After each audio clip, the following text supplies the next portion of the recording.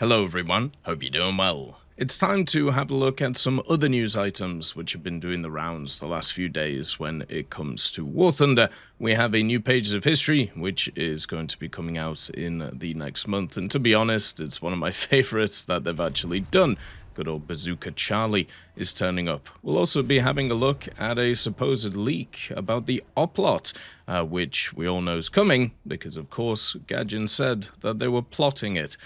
Which was not exactly a subtle hint to what is coming for the Thai subtectory. So in this video, we'll look at both of those, maybe some extra stuff as well. We'll see how time goes. As always, if you enjoy the content, make sure to subscribe and also like the video. Let's get started.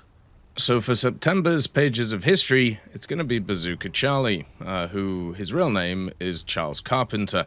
He was a lieutenant, an American pilot who fought in France during the Second World War, and he was basically famous because he was given an L4 Grasshopper for reconnaissance, but wanted to take it a little bit further, so he decided to go beyond its intended role and put bazookas on each of the wings, earning him the nickname Bazooka Charlie.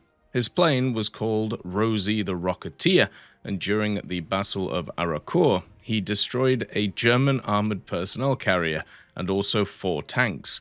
In an interview, he later described his approach to combat as attack, attack, and then attack again, which I think we can all kind of get behind. So this is the Page of History for the 1st of September until the 30th, and it's set up like all of the rest of them. All you have to do is complete each of the Pages of History kind of setups every time, and the first one is the Bryansk operation, which is basically the Eastern Front 1944, I think, because it was just after the Battle of Kursk, so Soviets versus Germans. You had the Berlin Parade, the Victory Parade of 1945, so that will obviously have the Russian stuff, the American stuff, some British stuff in it, which shouldn't be too bad. The next one is Battle of Asal Uttar, and this one is one of the largest tank battles after the Second World War, and it's basically going to be the good old Pakistan versus India.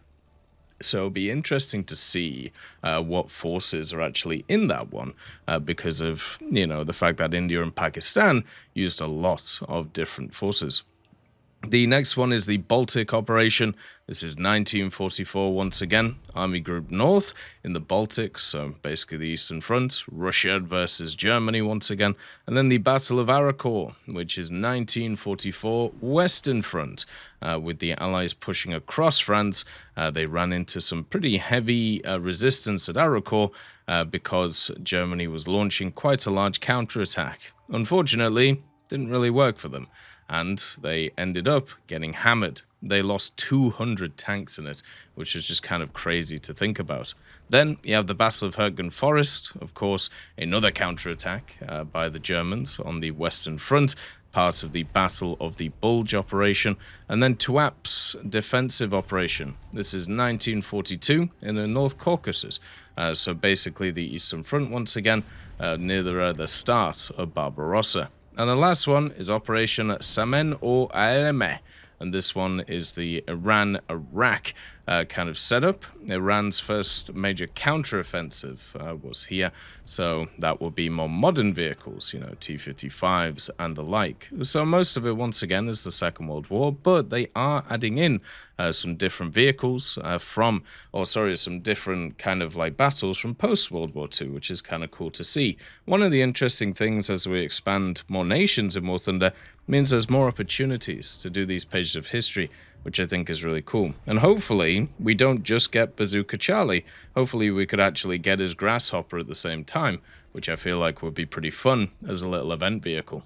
So the next piece of news is, of course, the Oplot. Now, the Oplot is one of those vehicles, we all know that's coming, right? It's pretty obvious that it's going to be turning up. Obviously, we talked about it yesterday, showed kind of like the user missions from Dan from it, and then also kind of showed the Black Eagle as well. And it looks like there's been a leaked screenshot of the thing, which has come from some kind of Russian server or some Russian side of it. It looks like like it's from Arcade, which is why it has a ridiculously powerful engine in it. And then also, at the same time, it also has a crazy targeting speed. So the stats that you see on the screen, even though it's kind of pixelated, give you an idea of what this vehicle is going to have, at least in some areas. You can see that its armor wasn't ready, but it looks like its model might be. Now, just remember, these things can be faked pretty easily. There's been a lot of them that have been faked over the years, but there has been some which has been right, such as the F-16, for example. That one was a true one, and to be honest, a lot of the stats for this vehicle kind of look right across the board, so it wouldn't be too surprising if this was coming in. The only surprising thing is it coming in at 11.7, which would be a little bit weird, but I suppose it is a development of the T80, but it's a development of the T80UD, which is at 10.3, whereas this one has much more of a BR of the T80U, which would be kind of surprising. So if we look at its stats compared to something like a T80U, which at least right now is the same BR according to the screenshot, it has the 6.5 second reload, pretty awesome, really nice to see that. This is the standard reload that all T80s get, apart from the T80B. Everything else gets the 6.5. It's one of the big bonuses of taking the T80s over stuff like the T72s and the T90, because the T90 and the T72s get the 7.1, which kind of sucks. It has the 3 crew. It has about 50 tons worth of weight, which is actually heavier than all of the other T80s. The BVM's only 46 tons, for example, but do remember that the big difference between the T80 series and the Oplot is the Oplot has a different kind of casted turret, so therefore it should have different armor values on it, which would be interesting to see how it kind of goes. Now, this vehicle goes pretty well forward, but the question is always is the reverse speed, and the reverse speed will be pretty bad. What is more surprising about the statistics that you see in front of you is the kind of gun depression. I know this thing doesn't have the greatest targeting speed, but in, of course, something like Arcade, that's kind of blown out the water, right? Like all the targeting speeds in Arcade are kind of nuts. If you have a look at it, it's actually got a better kind of targeting or turret rotation speed than the T80U, which is incredibly surprising. This thing basically has exactly the same targeting speed as the T80 BVM in Arcade. So my guess is, at least in realistic, it would have the same as that T80 BVM, giving it, you know, a better targeting speed than most other vehicles. But its gun depression is only -4, which is kind of surprising because a lot of other vehicles, especially at the height of Soviets, is either 6 or 5 or whatever it is. But this one gets worse gun depression.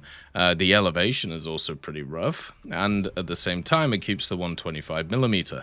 So this thing is a hodgepodge of different stuff.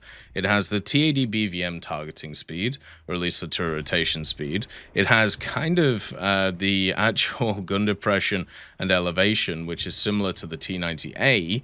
It's really heavy. It also, at the same time, has a pretty beefy engine in it, at least when it comes to Arcade, so it should go pretty good forward, but probably not backwards. It gets the T80 reload speed, and then also, when it comes to its round, it gets 550mm worth of penetration, which is basically, once again, the same as the T80 BVM, with its, with its standard round in terms of the Heat FS, the 3BK18M. So this is probably in some kind of stock configuration. So if it's at 11.7, they'll probably give it access to the good old 3BM42 or the 3BM46 instead of the 3BM60. That's one of the big differences between the 11.7s and the 12.0s for the Soviets. So sticking it at 11.7, I heavily doubt they're actually going to give it the better round. And also, it means that you can run it with that crazy lineup, which is the Type 90s, the TKX, the Type 81C, and maybe if they decide to decompress that area with, the Type 10 and the TKX going up, maybe that means that it actually fits a little bit back in the lineup. Because when I look at this vehicle, right, as I said, it has just weird factors. It has the better targeting speed, it has the better reload, but its mobility shouldn't be very good. And also it has some weird gun angles. But the problem is, if you stick it at 11.7 and you give it the 3BM46 or the 3BM42, you are putting it up against the Type 90s and the TKXP. And those vehicles in the Japanese tech tree win every time. They're just so much better than it, which is why the vehicles, the Type 90s, recently just went up. Because they're hypermobile, they don't really have a negative apart from their armor, but because of the way that War Thunder works nowadays, targeting speed and getting the gun on the target is going to be so much better than any armor that you can bring. And the whole point of adding a TIE subtree, or even just a subtree in general, is to not bolster the existing powerful lineups, it's to try and help out other lineups that are around the place. So I'm hoping that maybe they actually give it worse rounds, so they can actually put it at a slightly lower BR, so then they can start building lineups at different BRs. Because at the moment, Japan has a real problem. It has a huge jump. It goes from 9.7 to 11.7. Because they just push up the Type 90s. So if you're a person who just researched their first Type 90 and you want to kind of play it along with the other stuff that you have, that means that your second spawn is a 9.7. It's literally 2.0 BR below it, and that is a real problem. So I'd prefer if they focused on fixing that area and putting vehicles into there to try and enhance the kind of grind through it, instead of having this massive BR jump, which is basically from pretty high tier to just full on top tier. And if the Oplot comes in at 11.7, that doesn't really fix that. It just adds to an already very powerful lineup and means, to be honest, it would get overshadowed. Because right now, especially in the current meta, I would easily take the Type 90s over the Oplot. But who knows? This is obviously an early screenshot. It also could just be fake, which is the other part of it. And in general, who knows? Everything is always up in the air. Let me know your thoughts on this. I would personally prefer it to have worse rounds and a lower BR, but I know other people would prefer it to be a bit different. As always, I hope you have a wonderful day, and I'll see you next time. I'd just like to thank GMG Smiley, CD Beans, Chieftain Mike, EMN3 Galaxy, Tulio Pontecorvo, Brendan Quinn, Carrion Crow, Gus Irenicus, Pyman, Wartinder, Teddy, Daniel Stanton, Martinez, B. Young, Ozzy Panzer, Alan Hacker, Liam Shear, Opium Prime, Lafouche, Sem, Aslan, Uncle Bean, and Derek R. for supporting the channel.